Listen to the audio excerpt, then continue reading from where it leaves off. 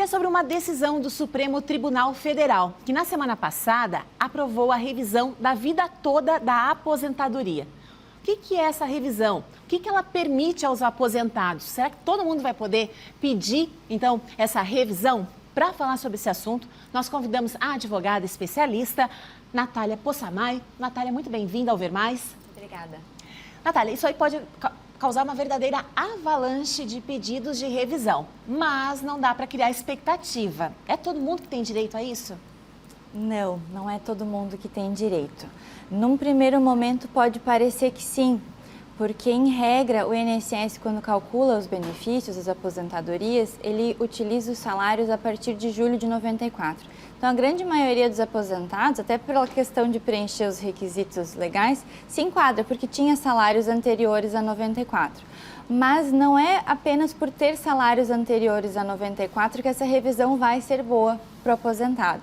Então, ela costuma ser boa para quem tinha altos salários antes de 94 e depois não conseguiu manter o mesmo nível salarial, passou por um período de desemprego involuntário, acabou empreendendo, contribuiu sobre o salário mínimo e aí a média do benefício caiu. Então, basicamente, essa revisão é para que esse corte de julho de 94 no cálculo dos benefícios, ele seja desconsiderado, é para pegar a vida toda, por isso que recebeu esse nome. É bom que se esclareça para que não se crie uma expectativa, porque a gente sabe, quem é aposentado reclama muito do valor, que está defasado, mas isso é devido a outros fatores. Isso, é uma questão econômica, de formas de correção, do benefício, dos índices que são aplicados, mas não tem relação direta com essa revisão da vida toda. A revisão da vida toda é realmente incluir no cálculo do benefício os salários anteriores a julho de 94.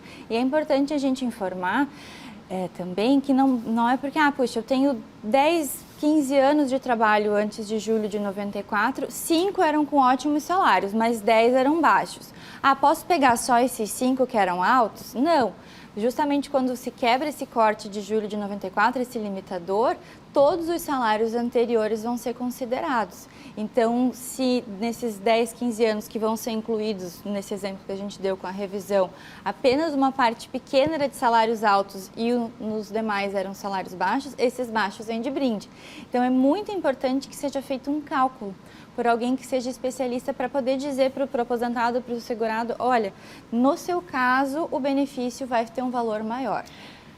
Mas tem casos que não. Tem casos que não. Vou te interromper para perguntar se então precisa de um advogado, precisa de alguém, um terceiro para fazer isso. Eu vou te dizer que precisar não precisa, não é obrigatório, mas é recomendável. Justamente pela essa questão do cálculo que precisa ser feito, é importante que seja por alguém que realmente tenha conhecimento, seja especialista nisso, porque a gente, julho de 94 é quando teve o Plano Real. Então, os salários anteriores são aqueles de cruzeiro, de cruzado. A gente, se não tiver, precisa saber como providenciar esses salários para comprovar, porque a gente vai ter que demonstrar, muitas vezes eles não estão registrados no INSS. Então, o advogado acaba tendo já o caminho do processo judicial de como isso vai ser feito. Mas, legalmente falando, não é obrigatório. Até porque aí a gente faz um alerta, se você tem um aplicativo no celular, você pode ir lá entrar, fazer o pedido, muito fácil. Exatamente, por isso a cautela. Porque se o valor do benefício vir a reduzir, o segurado pode vir a sofrer um prejuízo. Então é importante ter essa informação, ter esse cálculo, ter um cálculo correto, bem feito, de forma responsável para ter segurança de fazer um pedido que, claro, a expectativa é de que aumente muito o valor do benefício, em alguns casos pode de fato dobrar, mas também existe o risco de diminuir. E no caso, vai haver um retroativo também? Sim, sim. Na justiça é possível pedir os últimos 5 anos, que a gente chama de atrasados. Mas, claro, uma pessoa que se aposentou, então, há 7 anos vai receber os últimos 5. Uma pessoa que é aposentada há 3 anos vai receber só 3, não consegue pegar os 5 porque não tem 5 anos de aposentado. E aqui é um detalhe importante, a gente tem um prazo de 10 anos para revisão dos benefícios e existe uma limitação, porque a gente teve a reforma da Previdência, a emenda 103 de 2019. Então, ali em novembro de 2019, as regras para aposentadoria mudaram. E a decisão do Supremo diz que a revisão da vida toda ela é aplicada para as aposentadorias que foram concedidas pelas regras anteriores a dessa reforma. Então, de 2019 para cá, a gente já tem basicamente 3 anos da nova regra, mas ainda assim é possível que um benefício hoje tenha sido concedido com uma regra de direito adquirido anterior. Então, é sempre importante consultar e verificar se é o seu caso e se se enquadra. E para quem está dentro do prazo de 10 anos, não demorar muito tempo para correr atrás, para verificar, porque passou 10 anos realmente não tem o que fazer. E por falar em prazo, quanto tempo pode demorar para vir essa revisão?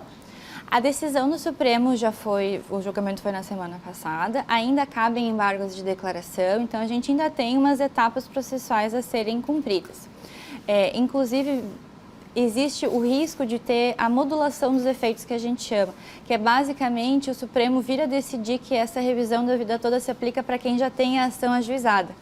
Então, é mais um reforço que eu dou para quem, de fato, acredita que se enquadra nessa situação, que tinha os salários altos antes de julho de 94, não deixar para depois para correr atrás do seu direito. E você já citou o comprovante dos salários. Existem outros documentos que são necessários se a pessoa pedir essa revisão? Tem que ter a cópia do processo administrativo, processo de concessão do benefício, para confirmar a data, confirmar quando que houve o primeiro pagamento, que são marcos que acabam interferindo. Tem que ter a prova dos salários, e eram períodos de muita inflação, então às vezes na carteira de trabalho tinha um salário registrado, mas ele sofria alterações mensais. Então nem sempre isso era anotado ao final da carteira. E, Natália, vou te interromper novamente, porque agora, com tudo digitalizado, né, e a gente querendo cada vez mais desapegar de papel, então, tá aí um tipo de documento que não pode jogar fora nunca.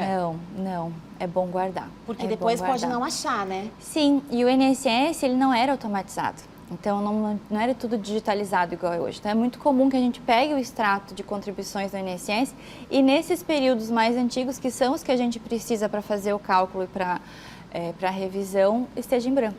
Vou te fazer uma pergunta. A pessoa contribuiu, tinha um ótimo salário, o recolhimento era automático porque ela era assalariada. Uhum. Mas durante alguns anos ela se tornou empresária e esse rendimento pode ter oscilado ou ela pode ter deixado de contribuir. Também se encaixa? Também seria um possível beneficiário dessa revisão? Sim, essa é uma das situações bastante comuns que a gente vê. A pessoa estava no mercado de trabalho, tinha carteira registrada, tinha uma boa colocação profissional e por algum motivo decidiu empreender, passou a contribuir com um salário mínimo ou às vezes o que é mais comum, passe por um bom período sem contribuir também, então como é feita uma média, isso acaba diminuindo o valor do benefício. Então, quem tinha salários altos antes de 94 e se enquadrou nessa situação, com certeza são os clientes em potenciais, que é diferente de quem teve uma ascensão em carreira, então começou, foi progredindo, geralmente vem numa escala que nesses casos é difícil que tenha algum proveito financeiro, mas quem tem o sentido contrário, teve uma oscilação muito grande depois, é bem provável que sim.